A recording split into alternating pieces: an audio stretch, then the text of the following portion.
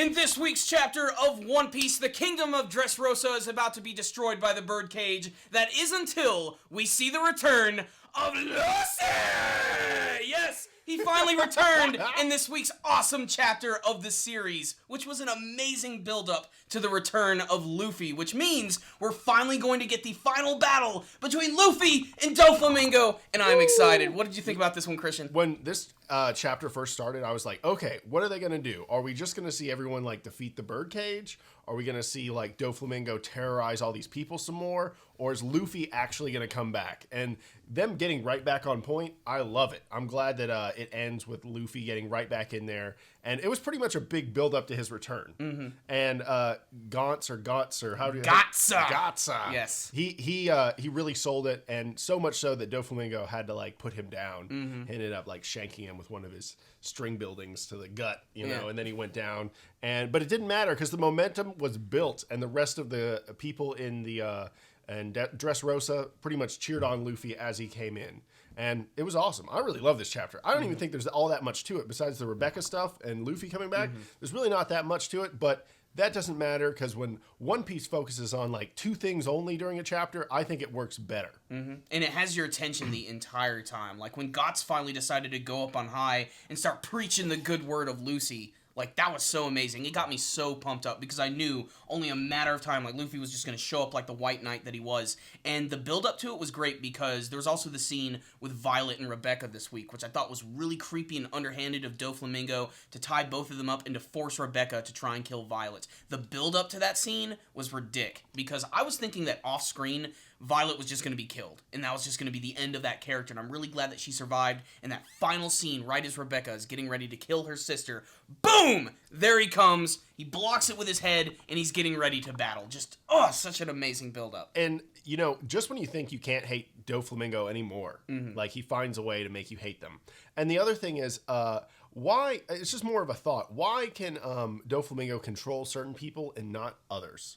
Like, he never tries to control Luffy. Mm-hmm. You never see that. He's very selective. I noticed that more while watching the anime version of One Piece because it does move a little slower. There's a lot of scenes of the destruction of Dressrosa where Doflamingo is taking over people with his strings, and a lot of the times it's just random citizens. Why isn't he grabbing all these warriors from Kurita Coliseum? It could possibly have something to do with, like, their strength, like maybe because they're so powerful they can resist it slightly. Yeah. Maybe he needs weaker hosts to do that. But he did it to Sanji. Yeah, he did it to Sanji and Violet and Rebecca, and they're both pretty awesome in their own right. More so Violet, in my opinion, but yes. I mean, just like... And you would think because it's a life and death struggle with Luffy that he would want to grab Luffy and control him. Mm-hmm. But you never see him do that to powerful characters, except Sanji. Mm-hmm. So I always find that very interesting. But getting back to this chapter, honestly, I really liked it. Mm-hmm. I was flipping through the pages as fast as I could, rereading it like 3 times before we even made this review. I was just pumped. The only down part is that there's no One Piece next week. That's yeah, that was the biggest disappointment. I didn't even notice that until you told me about that in the final panel, which isn't that the way it always is? Like right before something really badass is about to happen, we're on break. That's the way it's got to be. I think they need the extra time to make all the panels. Mm-hmm. I think that's what it is because One Piece just has so many characters. They can't pull a Bleach and just fill everything with white space. You know, there's like a ton of people. The birdcage is still going on. I think One Piece does a much better job, though, with its environment and all of its characters. Because you said, you know, it has more characters than Bleach. But, like, even in today's chapter of Bleach, there were, like, 30 different characters who were, like, assaulting the Quincy's palace. And nothing's, like, in the background at all. But, like, there's so much crazy things going on in Dressrosa. Like, every major character is doing something important. Hell, even Princess Mancherry, like, invaded this week's chapter with her cuteness. Like, I didn't even expect that to happen. Just there's so many crazy things going on. And the only thing is, like, when they finally do get to the battle between Luffy and Doflamingo, I hope it isn't over too quickly. Like, I want a real good fight.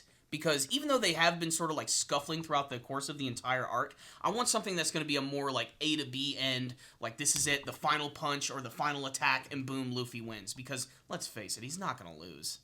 But if he does lose, that would be an incredibly bold and amazing choice from the creator of the series and might push this into a completely different direction that we didn't see. Well, okay, maybe he hurts Doflamingo so much he has to abandon the birdcage and run, but he doesn't necessarily defeat him. Mm-hmm. But that could still happen if Luffy defeats him, but then just leaves, you know, like, because Luffy doesn't arrest people. No. That's not what Luffy does. No, he wails on people. He wails on people, but Fujitora could arrest Doflamingo. And that's another thing. There's still Sabo. There's still Fujitora. Even if Doflamingo is defeated, you really think Fujitora is just going to let all of these pirates and, all these criminals just walk away? I think the Straw Hats are fine because that's what they do. They make friends. That, again, I always say, Luffy's real power is not his devil fruit. It's his ability to make friends with people. Mm-hmm. And so Fujitora already likes Luffy. He's just not really allowed to. I think he tolerates Luffy, because I think Fujitora is just such a hardcore, admiral, I think he's maybe grown more of a relationship with, say, Zoro than anyone, but only because, they kind of have the whole swordsman thing going on. Yeah, but Luffy, remember when they first got introduced, Luffy saved him from those guys that were stealing money from him? I think Fujitora really likes Luffy, and he's even helping with the birdcage, but you could make a case that he's actually just helping himself with that. But it seems interesting, and I still don't understand why Zoro isn't trying to cut it. He's just pushing it. It's just the way you got to realize, too, he's been fighting all day. He just got done fighting Pika. Our characters have been, pushed, to the brink here. They're all exhausted. They've been battling for, a whole day straight. And just the whole kingdom has literally just constantly been, upshifted and moved around and destroyed. This has not been an easy day for the Straw Hat Pirates. I'd say it's even more ridiculous in some of the things that we've seen from some of the previous arcs. I mean... Like Marineford? Yeah, look at Marineford or look at, CP9 arc. That was a pretty crazy arc in the grand scheme of things, but they are confined in this one space that is constantly being destroyed and ripped apart, and there's no safe place, and that's just what's so crazy about this arc. I really enjoyed this chapter, and I think most of you guys did too. I'm dropping a 5 out of 5, actually. 5 out of 5. This was a really fantastic setup chapter with all the stuff with Guts was great. I especially loved when he started doing the countdown for Luffy. I thought that was really cool. Just it built up that anticipation, and then when he finally got attacked by Doflamingo, I was actually upset. And after seeing that, I really want to do a top 10 list of the best anime tournament announcers.